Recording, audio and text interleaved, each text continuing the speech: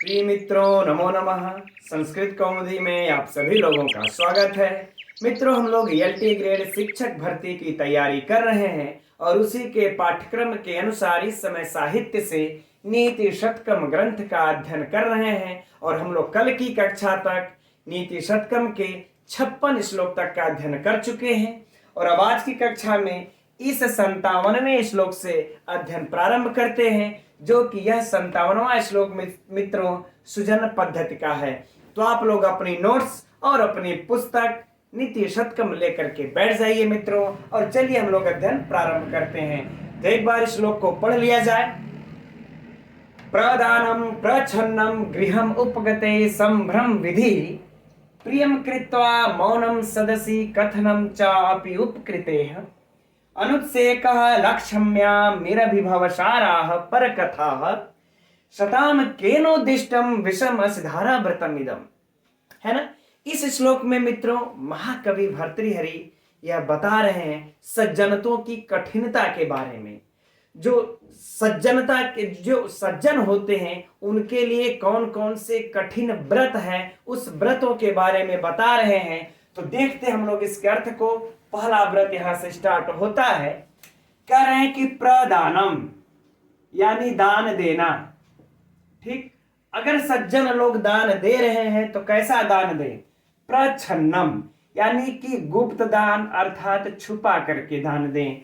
कि इतना छुपा करके दे कि अगर दाहिने हाथ से दान दे रहे हैं तो इस बाएं हाथ को भी पता न चले कि दाहिना हाथ मेरा दान दे रहा है। अर्थात किसी को यह पता न चले कि हमने फला व्यक्ति को दान दिया। तो दान यदि देना है तो छुपा करके दें। और गृहम उपगते यानी कि गृहम अर्थात मित्रों घर में, उपगते माने आए हुए, घर में आए हुए का संभ्रम विधि।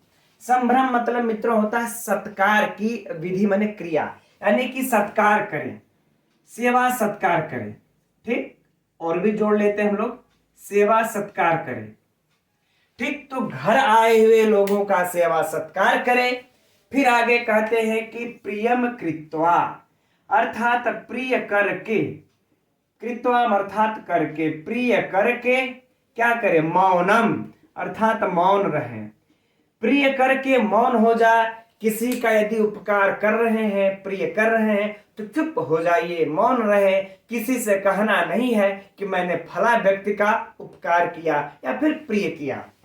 ठीक, अब आगे करें सदस्य। सदस्य अर्थात मित्रों सभा में, सप्तमी विभक्ति है तो सभा में। कथन मने कहें या कथन करे या कहें। च मने और, अपि उपकृते। उपकृते मतलब मित्रों अगर कोई दूसरा उपकार करेता है तो दूसरे के उपकार को, दूसरे के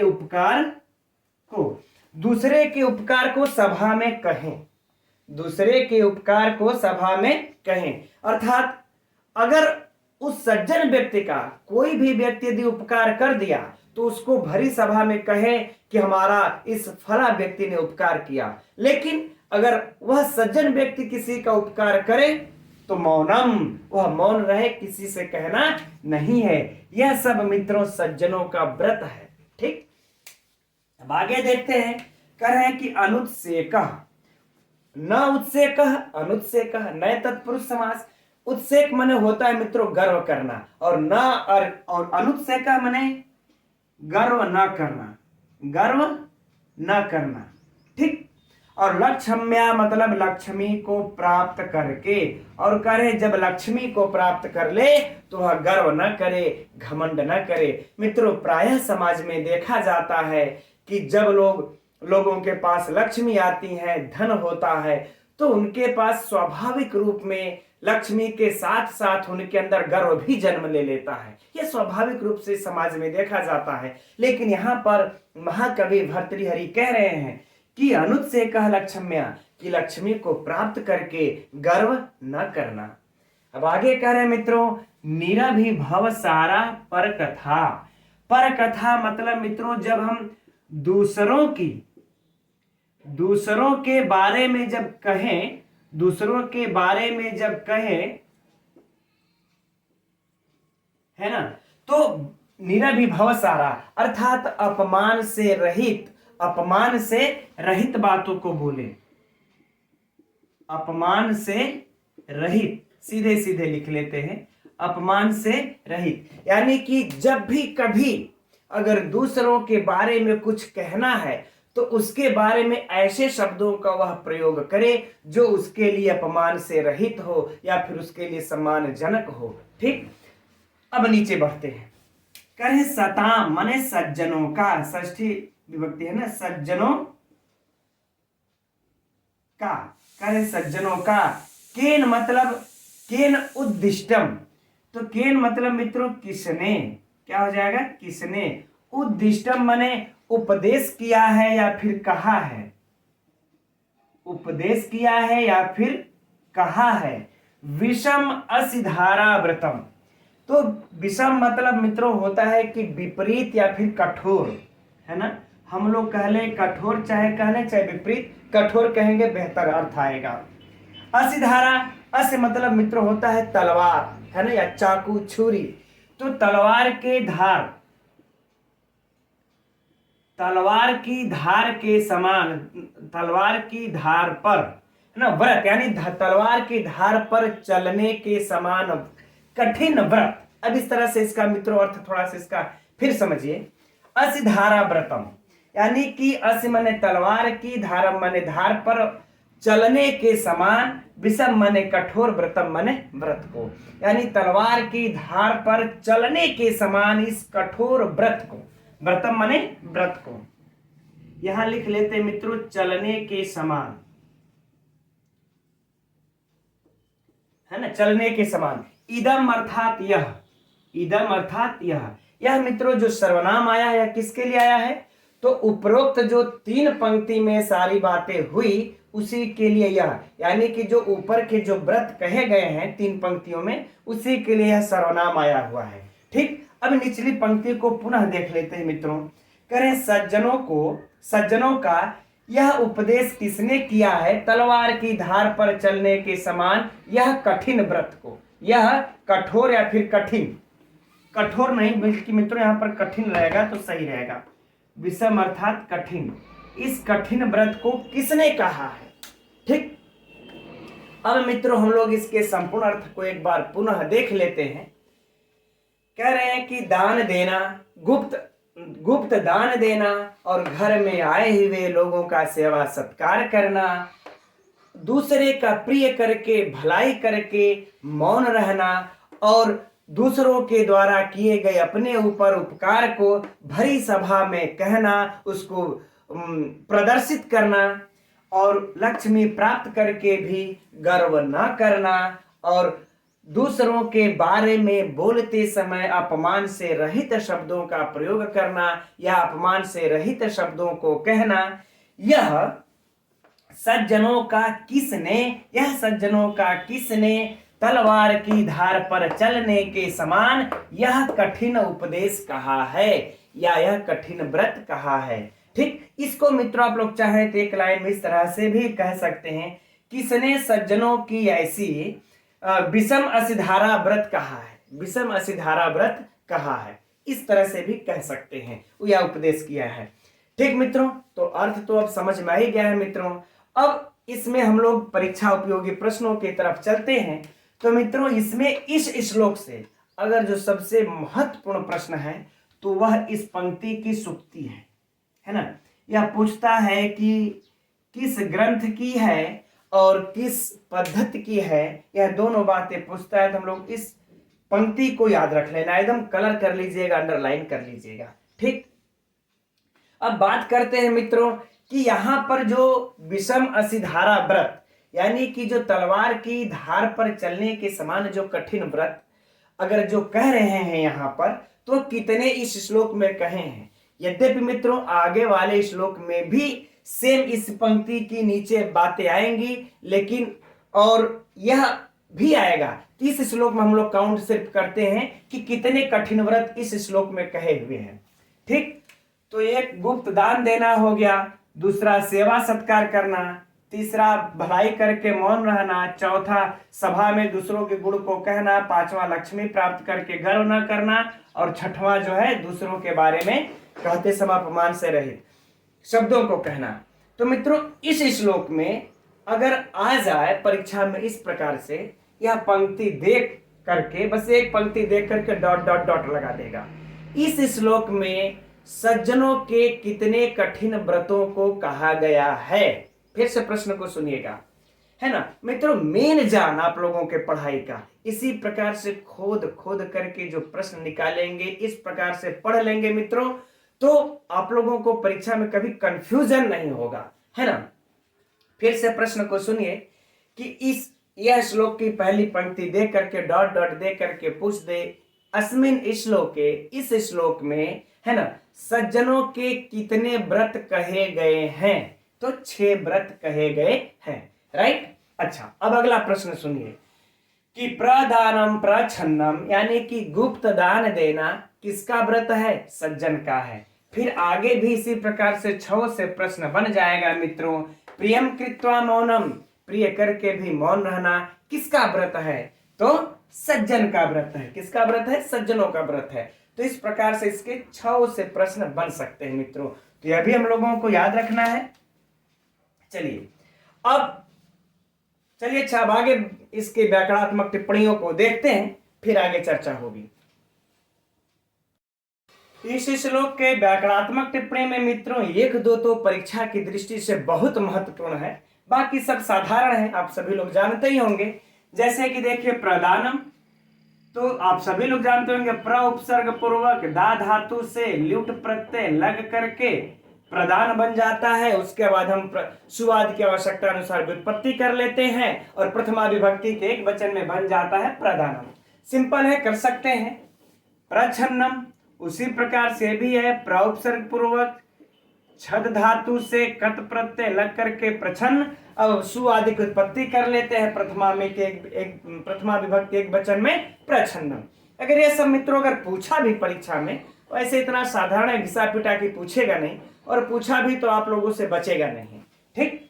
अब है गृहम उपगते, उपगते उपगमकत, ये भी साधारण है, सप्तमी विभक्ति के एक वचन में बना लेते हैं उपगते, है ना। हाँ, संभ्रम विधि, ये थोड़ा सा चर्चित नहीं है उतना, इसको देख लेते हैं। संभ्रमस्य विधि अर्थात षष्ठी तत्पुरुष समास, ठीक मित्र। तो अगर संभ्रम विधि में पूछ दे परीक्षा में तो षष्ठी तत्पुरुष समास। अब बातें कर लेते हैं थोड़ी सी संभ्रम की। संभ्रम में क्या हो जाएगा, सम उपसर्ग पूर्वक भ्रम धातु से घ प्रत्यय लग करके बन जाता है संभ्रम, राइट। चलिए आगे है प्रियम कृत्वा, देखी रहे सब साधारण सदस्य सप्तमी कथनम च अपि उपकृते।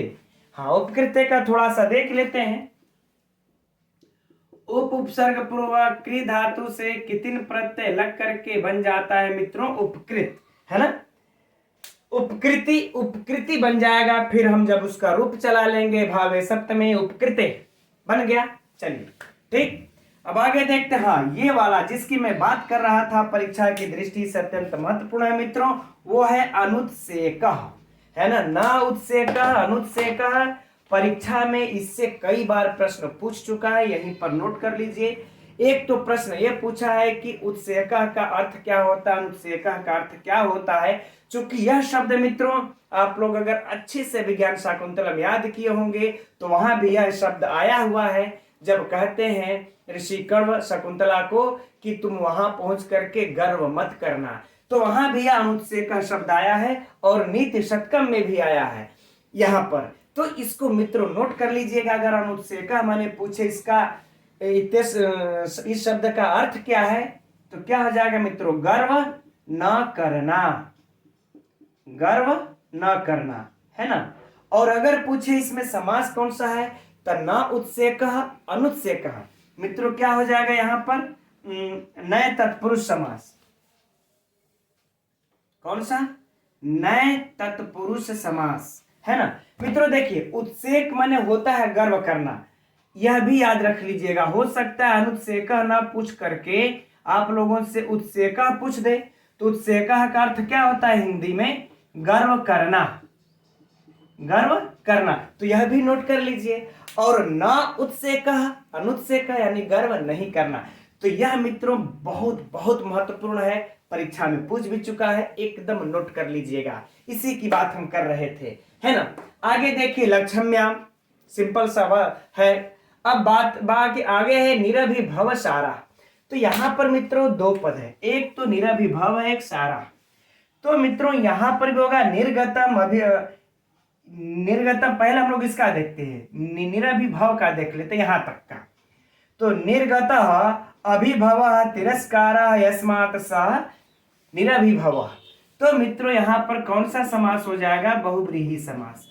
और जब सारा भी अगर पूछ देगा पूरे में कि निरभिभव सारा हमें, तो इसमें भी मित्रों बहुव्रीहि समास ही है। कंफ्यूजन यानी कि ज्यादा दिमाग पे जोर देकर के याद करने की जरूरत नहीं है। निरभिभव में भी बहुव्रीहि और निरभिभव सारा में भी बहुव्रीहि, राइट। चलिए अब ऊपर है, आगे देखिए सताम केनोद्दिष्टम, केन उद्दिष्टम, संधि यही है, गुण संधि आप लोग देख रहे हैं, कोई समस्या नहीं। विषम असिधारा व्रतमिदम, है ना। चलिए इसमें से जब भी पूछेगा तो सुक्ति ही पूछेगा, इसलिए इसमें की व्याकरणात्मक टिप्पणियां कुछ खास है नहीं, रहने ये देते हैं इसको ना। उद्दिष्टम में अगर ये उद्दिष्टम में अगर पूछ दिया तो उद्दिष्कत, सिंपल है, आप लोग जानते होंगे, उद्धन दिश धन कट। इसमें मित्रों है असिधारा वाले में कर्मधारय समास, छोड़ देते हैं, कोई महत्वपूर्ण नहीं है जो पूछेगा, ठीक है मित्रों। तो ये रहा इस श्लोक की व्याकरणात्मक टिप्पणियां, जिसमें कि ये वाला बहुत बहुत महत्वपूर्ण और दूसरा एक निरभिभव सारा, ये दो ठो महत्वपूर्ण है, ठीक है, जो कि परीक्षा में पूछी जाएंगी। अब बात कर लेते हैं मित्रों हम लोग इसमें अलंकार की। वहां पर अलंकार की चर्चा करना भूल गया, दिमाग में नहीं रह पाता है, क्या क्या बताना है क्या क्या भूल जाता है कभी कभी। तो अलंकार की बात करते हैं मित्रों, इसमें तो है समुच्चय अलंकार, नोट कर लीजिएगा, है ना। कौन सा अलंकार है, समुच्चय अलंकार। समुच्चय अलंकार अब किसको कहते हैं मित्रों, थोड़ा सा इसकी चर्चा कर लेते हैं, तभी तो ये समझ में आएगा।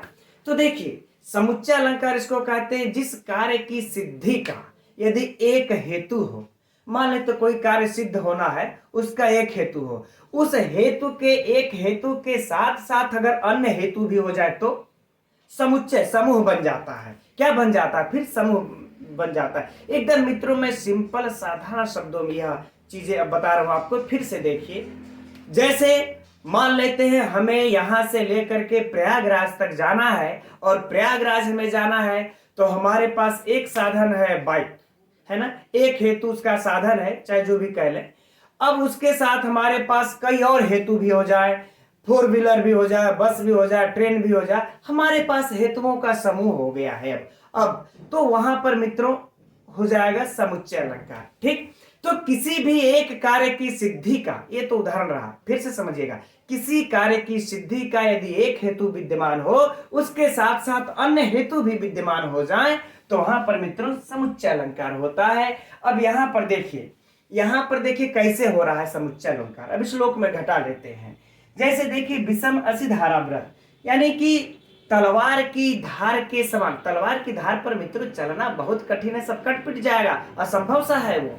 तो तलवार की धार पर चलने के समान कठिन व्रत है। तो इसमें बस एक ही ठो है ना, इस कठिन व्रत को सिद्ध करने का एक ही हेतु यहाँ पर छुपा हुआ दान देना ही काफी है। लोग आजकल दान देते हैं तो जल्दी छुपा करके नहीं देते हैं, उसका ढिढोरा पीट डालते, मैंने फलाना का दान दिया, है ना, फला को इतना व्यक्ति दान, हमने इतना धन दान दिया। तो यहां पर इस व्रत के लिए एक हेतु काफी है, राइट। लेकिन फिर भी देखिए ये दूसरा हेतु, तीसरा हेतु तो भयंकर हेतु है कि किसी का प्रिय करके लोग आजकल कहाँ मौन रहते हैं, हम भी नहीं रहते हैं, ठीक है ना। और जब दूसरे के किसी उपकार को सभा में कहें, अपना वाला कहने में चुप हो जाए, ठीक है। ये सब क्या है, इस कठिन धारा के व्रत के हेतु ही है। तो कई हेतु मिल गए यहाँ पर एक हेतु के साथ साथ मित्रों, इसलिए यहाँ पर समुच्चय अलंकार हुआ। उम्मीद करते हैं आप लोगों को समझ में आ गया होगा, ठीक। अब बात कर लेते हैं मित्रों इसमें छंद की। तो शिखरणी छंद है, शिखरणी छंद है, इस पर चर्चा कई बार हो चुकी है, इसलिए मुझे ऐसा नहीं लगता है कि इस पर अब चर्चा करके समय व्यतीत करने की कोई आवश्यकता है। अब हम लोग मित्रों बढ़ते हैं अगले श्लोक के तरफ, श्लोक संख्या 58। तो यह रहा मित्रों अगला श्लोक 58वां। एक बार इसको पढ़ लेते हैं, तत्पश्चात इसके अर्थ को देखा जाएगा। प्रिया न्याय्या वृत्ति ही मलिनम अशुभंगे अपि अशुकरम तू संतो नाभ्यर्थ्या सुहृदपि न याच्य कृष्णधनः विपदुच्चैधैर्यं पदमनुविधेयं च महतां शतां केनोदिष्टं विषमसिधाराव्रतमिदं। है ना मित्रों, इस पंक्ति से आप लोग पहचान ही गए होंगे। यह पंक्ति अभी 57वें श्लोक में भी, पिछले श्लोक में भी आई थी। अर्थात इसका तात्पर्य है कि इस श्लोक में भी महाकवि भर्तृहरि पिछले श्लोक की तरह सज्जनों के कठिन व्रत के बारे में बता रहे हैं। तब इस श्लोक में सज्जनों के किस किस कठिन व्रत के बारे में बता रहे हैं, अब आइए मित्रों अर्थ को देखते हैं। तो कह रहे हैं कि प्रिया, प्रिया अर्थात मधुर, है ना, मधुर मीठा। न्याय्या मतलब न्याय संगत, न्याय संगत, ठीक। और वृत्ति मतलब व्यवहार, वृत्ति अर्थात व्यवहार। तो कह रहे हैं कि सज्जन लोग जो होते हैं उनका यह व्रत होता है कि मधुर और न्याय संगत व्यवहार, यानी कि दूसरों के साथ मधुर और न्याय संगत व्यवहार करना। और क्या करना, मलिनम अशुभंगे अपि अशुक्रम। तो मित्रों अशुभंगे, अशु मतलब क्या होता है, प्राण। अब भंगे मतलब भंग होने पर, संकट आने पर, यानी सीधे सीधे अगर कह लें तो प्राण संकट, प्राण संकट। तो सप्तमी है तो प्राण संकट के आने पर अपिमने भी, है ना, अशुभंगे यानी कि प्राण के संकट आने पर अपिमने भी। और असुकरम, असुकरम का मतलब होता है मित्रों अकर्तव्यम, अकर्तव्यम अर्थात नहीं करना चाहिए, जो करने योग्य न हो तो नहीं करना चाहिए, नहीं करना चाहिए। चलिए हो गया।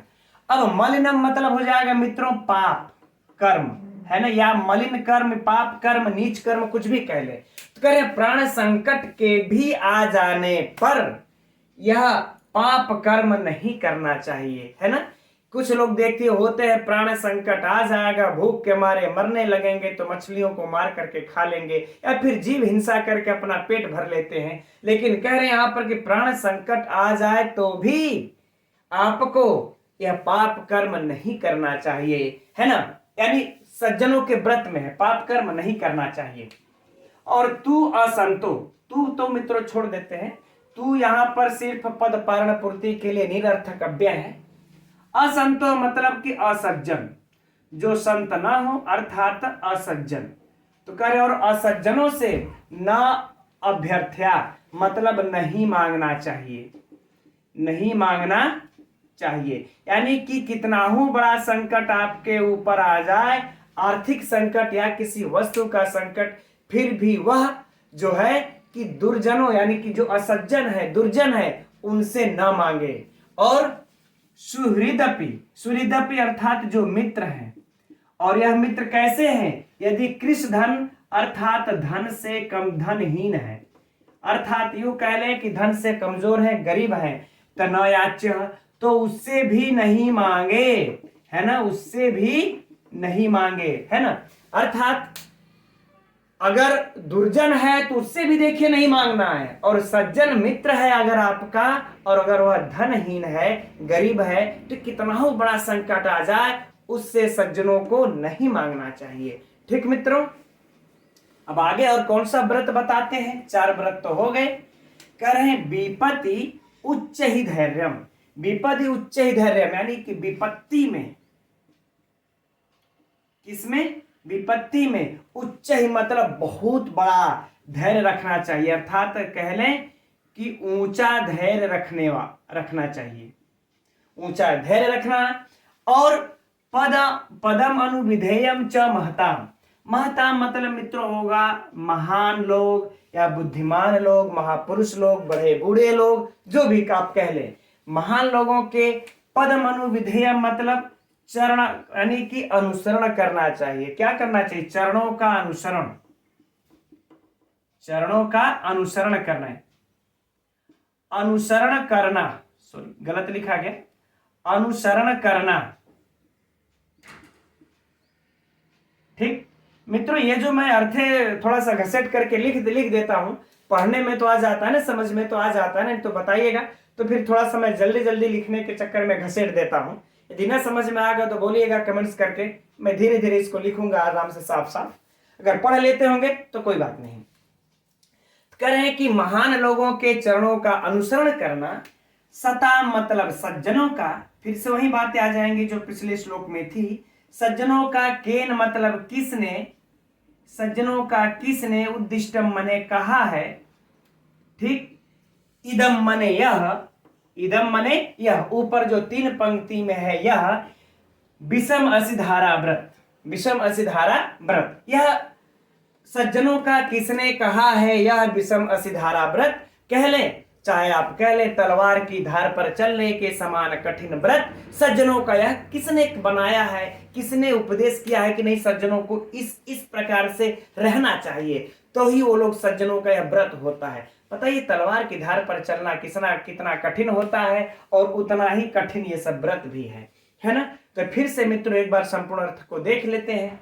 कह रहे हैं कि मधुर, दूसरों से मधुर और न्याय संगत व्यवहार करना, प्राण संकट के आ जाने पर भी पाप कर्म नहीं करना, असज्जनों से नहीं मांगना, कुछ भी नहीं मांगना, और धनहीन मित्र से भी नहीं मांगना, और विपत्ति में ऊंचा धैर्य रखना, और करे चरणों का, महान लोगों के चरणों का अनुसरण करना, है ना। यह सज्जनों का असिधारा व्रत को किसने कहा है, विषम असिधारा व्रत को किसने कहा है, अर्थात तलवार की धार पर चलने के समान कठिन व्रत को किसने कहा है ना। नाम नहीं है मित्रों कहीं, अब इसका मत पूछिएगा कि किसने कहा है सर बताइए, ये तो महाकवि भर्तृहरि भी नहीं बताए, बस है कि किसने कहा है।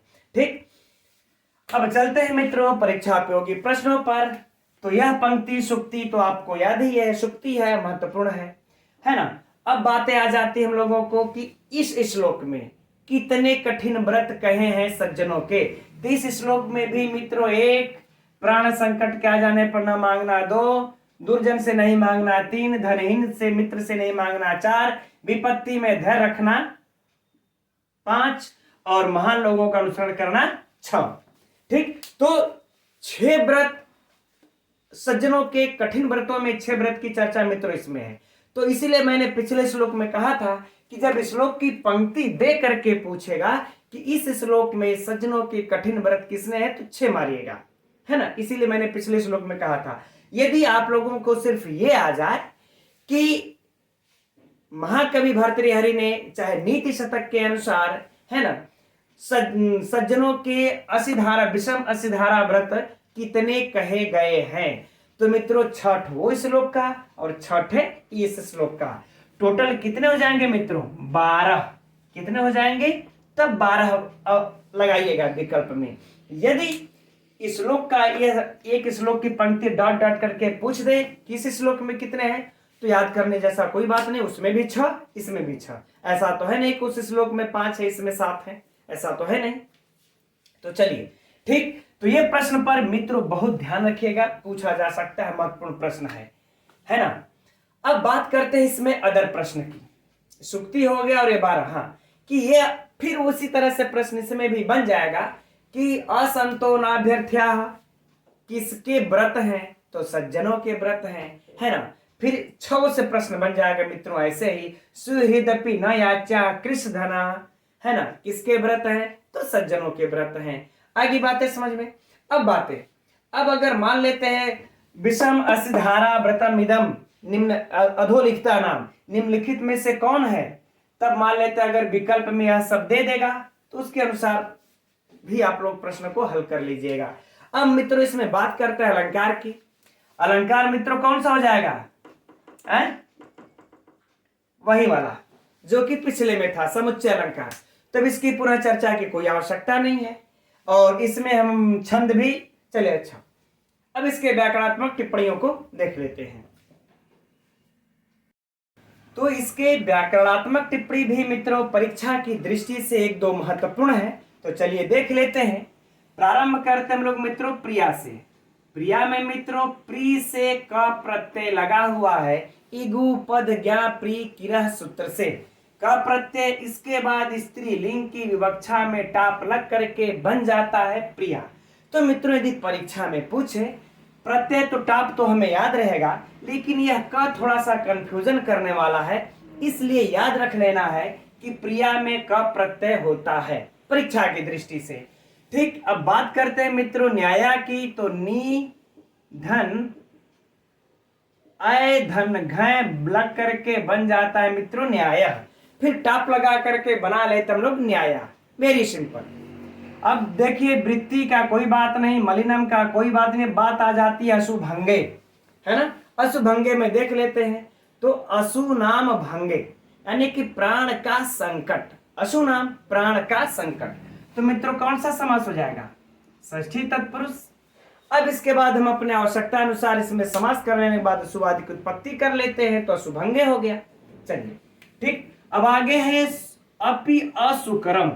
तो असुकरम यानी न सुकरम असुकरम। तो पहले सुकर के हम लोग व्युत्पत्ति देख लेते हैं।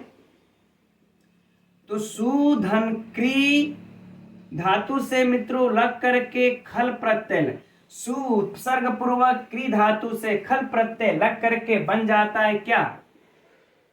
सुकरम। ठीक मित्रों, सुकरम यानी कि करने। अब इसके बाद न सुकरम असुकरम, तो क्या हो जाएगा यहां पर? असुकरम। तो मित्रों कौन सा समास हो जाएगा? नए तत्पुरुष समास, नए तत्पुरुष समास इसमें हो जाएगा असुकरम में। राइट, अब आगे बढ़ते हैं। तू असंतो, तो संधि हुई है, आप लोग जान ही रहे हैं। अब न अभ्यर्थ्या सूर्यदपि यानी सूर्यदपि मित्रों शोभनम हृदयम यस्य सह, बहुत बहुत इंपॉर्टेंट बहुव्रीहि समास, कई बार परीक्षा में पूछ भी चुका है। बहुव्रीहि समास अव्ययी भाव समास विकल्प में दे देता, हम लोग कंफ्यूज हो जाते हैं। तो बहुव्रीहि समास न याच्य कृष धना, वेरी वेरी महत्वपूर्ण परीक्षा की दृष्टि से मित्रों, कृष धना कृषम धनम यस्य सह, अर्थात जिसके पास जो धन से कमजोर हो। कौन सा समास मित्रों? बहुव्रीहि समास, परीक्षा की दृष्टि से अत्यंत महत्वपूर्ण। अब विपदी उच्च ही, विपदी उच्च संधि हुई है, इको यणचि सूत्र मित्रों। संधि तो आप लोग पकड़ ही लेते हैं, हमारे ख्याल संधि आप लोगों से गलत नहीं होगी।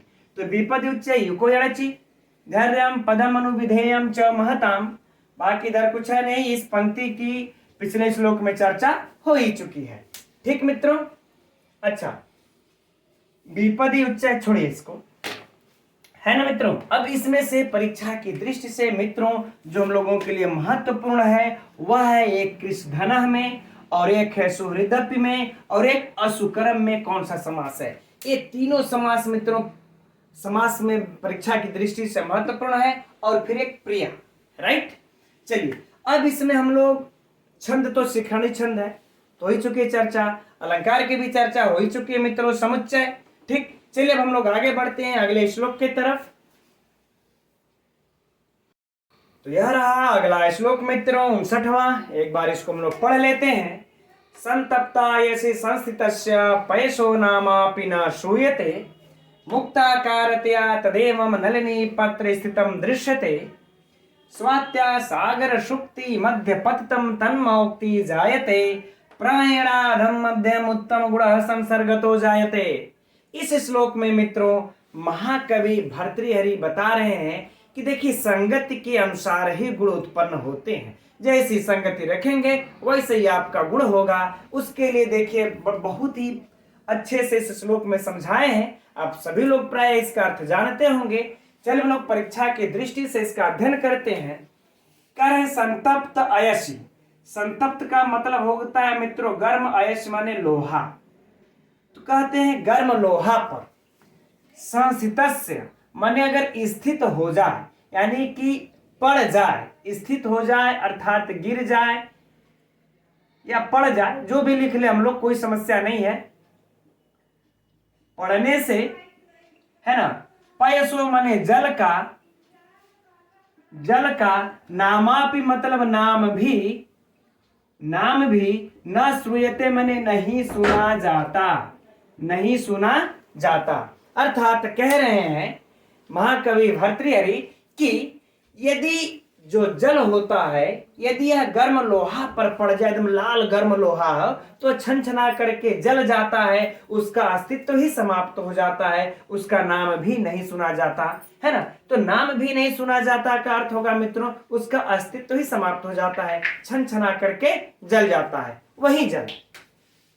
अच्छा अब आगे कह रहे हैं कि मुक्ता आकर्तया तदेवम, तदेवम और वही जल, कह रहे हैं यदि अब वही जल मोती के आकार का, मुक्ताकारतया अर्थात मोती के आकार, मोती के आकार का हो जाता है जब नलिनी पत्र स्थितम, नलिनी मतलब जब कमलनी अर्थात कमल के या कमलिनी के जब पत्ते पर गिरता है, पत्ते पर स्थितम माने स्थित होता है, तो मोती के आकार का दृश्यते माने दिखाई देता है, दिखाई देता है। और वही जल मित्रों, वही जल की बूंद जो कि गर्म लोहे के ऊपर गिरने से छनछना करके जल गई, उसकी जल गई, अस्तित्व ही समाप्त हो गया, वही जल जब आपके कमलनी या कमल के पत्ते पर होता है तो वह मोती के आकार का दिखाई पड़ता है ना, मुक्ताकारत्या।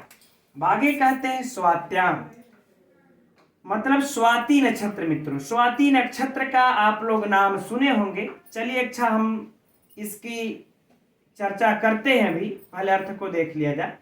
करें स्वाति नक्षत्र में, दूसरे नक्षत्र में नहीं, स्वाति नक्षत्र की बात हो रही है।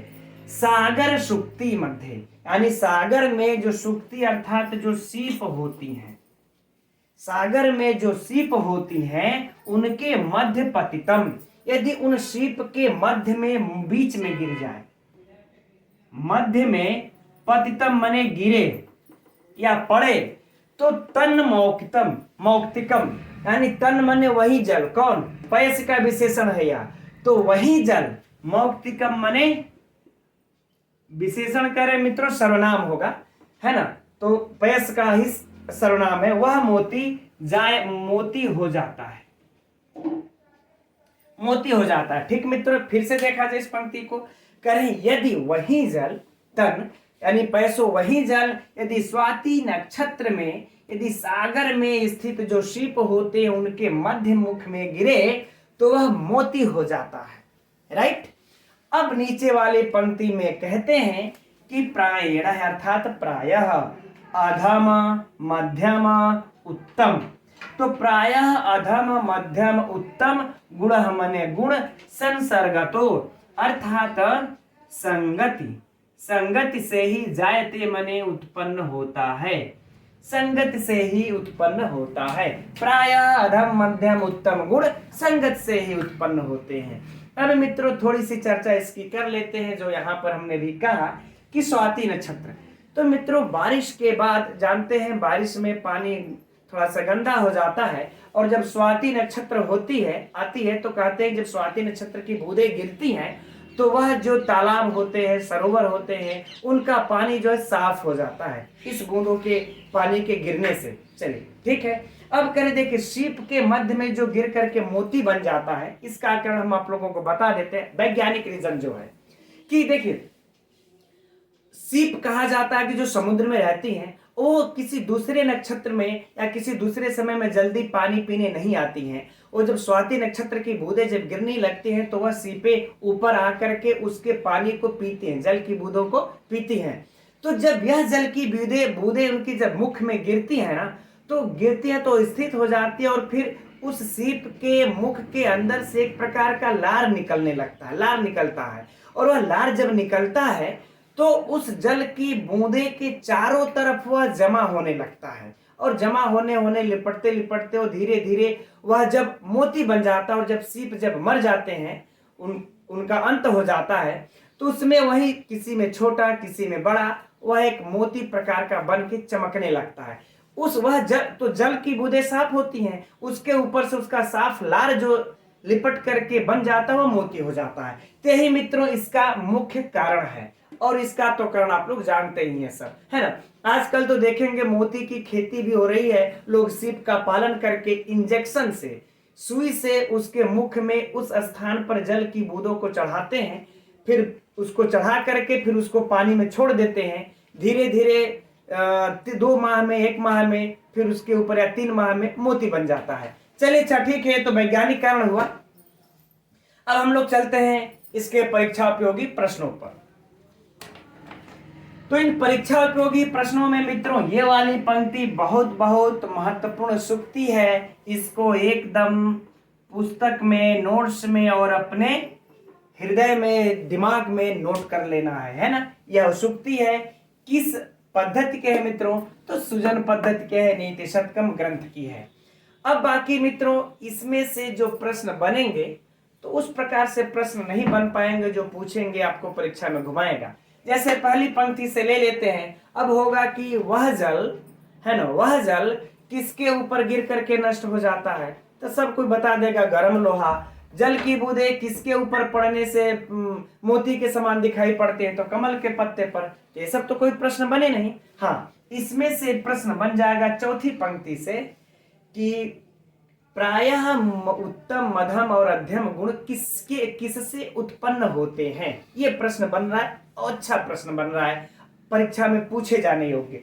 कि प्रायः उत्तम, मध्यम और अत्यम मतलब अधम, मध्यम और उत्तम गुण किससे उत्पन्न होते हैं?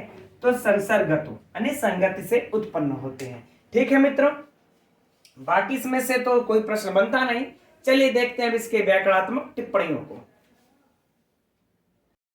तो इसके व्याकरणात्मक टिप्पणियों में मित्रों कुछ वैसा विशेष है नहीं, कुछ समास है। चलिए उनको देख लेते हैं। संतप्तायसि, संतप्तम अयः, अर्थात गर्म लोहा। तो मित्रों यहाँ पर विशेष विशेषण हो गया है ना। लोहा कैसा है? गर्म है, तो कर्मधारय समास। ठीक। संस्थितस्य पयसो नामापि न श्रूयते, है ना, इसमें कुछ विशेष इधर है नहीं। चलिए देख लेते हैं। मुक्ताकारतया यानी कि मुक्ताकार, मुक्ताकार धन तल घंटा है ना, लग करके इसके बाद मित्रों मुक्तयः आकार इव बहुव्रीहि समास भी है इसमें। ठीक, बहुव्रीहि समास पूछे तो बहुव्रीहि समास मुक्ताकारतया में। यदि आप लोगों से प्रत्यय पूछे तो मुक्ताकार धन टल धन टा। ठीक। तदेवं नलिनी पत्र स्थितम, तो नलिनी पत्र है ना, तो नलिनी का पत्र। तो सिंपल सी बात है मित्रों, हिंदी से ही ये समझ लेंगे हम लोग। कौन सा समास है? षष्ठी तत्पुरुष समास। अब है नलिनी पत्र स्थितम, आगे स्थितम को भी जोड़ दिया गया तो ना, तो नलिनी पत्र यानी कि तस्याम स्थित यानी कि उसके ऊपर स्थित। तो जब इसके ऊपर स्थित हो जा रहा है तो पूरे में कौन सा समास हो जाएगा? सप्तमी तत्पुरुष समास। फिर से समझिए, नलिनी पत्र हिंदी में एकदम समझ लीजिए, कमल का पत्ता, तो षष्ठी तत्पुरुष समास। अब अगर हिंदी में इसका ले लेंगे कि कमल के पत्ते पर स्थित हो जाएगा तो सप्तमी तत्पुरुष। सिंपल सी बात है ना। दृश्यते आप लोग जानते ही हैं, स्वात्याम, सागर सुक्ति। हाँ, सागरस्य सुक्ति। तो जब सागर सुक्ति तक पूछे तो सागरस्य सुक्ति कौन सा समास हो जाएगा मित्रों? षष्ठी तत्पुरुष समास है ना, सागरस्य सुक्ति। अब यदि पूछ दे यहां तक कि सागर सुक्ति मध्यम यानी कि सागर सुक्ति के मध्य, तस्य मध्य है ना, अब उसके मध्य में, तो यहां भी मित्रों कौन सा समास हो जाएगा? षष्ठी तत्पुरुष। सागर सुक्ति है, अरे मध्य तक। अब हो जाएगा अगर यहां तक ले ले कि पतितम, सागर सुक्ति के मध्य में गिरा, तब मित्रों जब पतितम तक लेगा तब हम लोग लगा लेंगे सप्तमी तत्पुरुष समास है ना। तो यहाँ पर मित्रों यह ध्यान देना हम लोगों को, सागर सुक्ति षष्ठी तत्पुरुष, सागर सुक्ति मध्य, सागर सुक्ति के मध्य तो भी षष्ठी तत्पुरुष, और सागर सुक्ति के मध्य के बीच में है ना, गिरा तो हो जाएगा सप्तमी तत्पुरुष। तन्मौक्तिकम है ना, जायते, बाकी प्रायण, अधम, मध्यम, उत्तम गुणा, कुछ विशेष नहीं मित्रों जो परीक्षा में इस प्रकार से पूछे। 13 मित्रों इसकी व्याकरणात्मक टिप्पणियां। इसमें से जो परीक्षा के लिए महत्वपूर्ण है मित्रों एक ये है, ये वाला तो शायद पूछ भी चुका है जहां तक मुझे स्मरण है ना। तो ये तीनों हम लोगों को ध्यान में रख लेना है। अब बात करते हैं मित्रों इसमें अलंकार की। इसमें अलंकार मित्रों आप लोगों के तावड़ी झा के पुस्तक में दिया हुआ है यथासंख्य अलंकार, यथासंख्य अलंकार। यह यथासंख्य के बारे में चर्चा मित्रों पिछले के भी श्लोकों में हो चुकी है ना, इसलिए मुझे नहीं लगता है कि यहाँ पर पुनः चर्चा की आवश्यकता है। अच्छा, एक पुस्तक में मैंने और भी देखा, इसमें समुच्चय अलंकार भी दिया हुआ है, लेकिन अगर परीक्षा में पूछता है दिया है ऑप्शन तो यथासंख्य ही लगाइएगा, क्योंकि तरणी झा की पुस्तक प्रमाणित है। ठीक है मित्रों, तो ये रहा मित्रों आज का। तो आज की कक्षा में थोड़ा बड़े बड़े 3 श्लोक थे, आज यहीं तक रहने देते हैं। अब कल की कक्षा में हम लोग इससे आगे अध्ययन किया जाएगा। उसके बाद मित्रों अब कितना श्लोक बच गया इसमें का, सुजन पद्धति का 2 श्लोक और रह गए, है ना। तो 2 श्लोक में देखते हैं, तो कल पढ़ करके और भी थोड़ा सा आगे पढ़ लिया जाएगा, तो फिर परसों फिर लाइव प्रश्नोत्तरी किया जाएगा, या फिर जैसा देखते हैं कल ही। ठीक है मित्रों, तो कल मिलेंगे अब हम लोग 7:30 बजे। तब तक के लिए नमो नमः।